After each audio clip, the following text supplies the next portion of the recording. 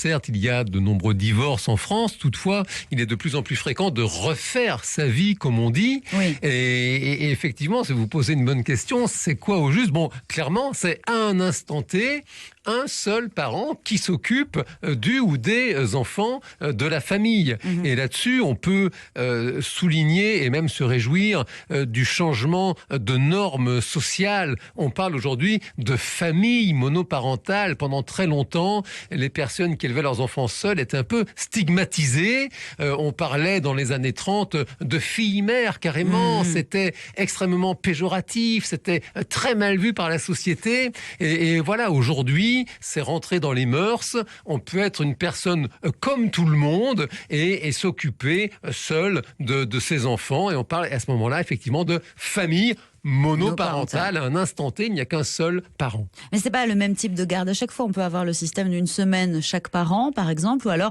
la mère ou le père qui garde les enfants 2 semaines et puis l'autre va avoir les enfants un week-end sur 2, par exemple. Alors oui, typiquement, vous avez raison. C'est vrai qu'en cas de garde alternée, tant que finalement les deux parents sont célibataires parce qu'ils se sont séparés, eh bien, on a le cas de 2 familles monoparentales finalement qui cohabitent avec des enfants qui une semaine sur l'autre changent de maison. C'est vrai. Donc on s'aperçoit finalement, Jean Dorédo, que la question n'est pas si simple quand on parle de famille monoparentale. Oui, vous avez raison, Frédéric. C'est vrai qu'au départ, on peut se dire naïvement, voilà, la personne a grandi avec un seul parent. Et en réalité, c'est là aussi ce qui fait la magie de la psychologie, c'est que les histoires de chacun sont des histoires singulières. Il y a énormément de configurations différentes qui existent.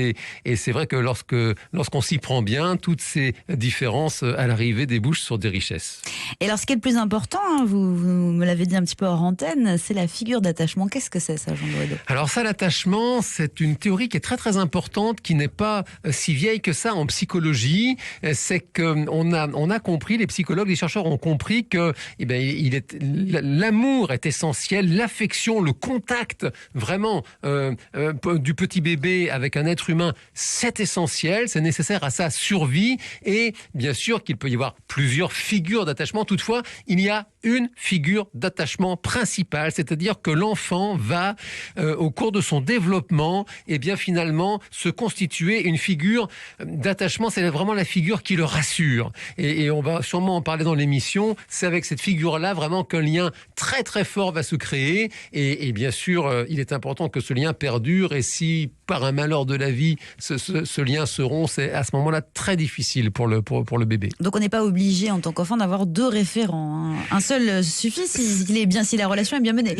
Effectivement, ça n'est pas nécessaire.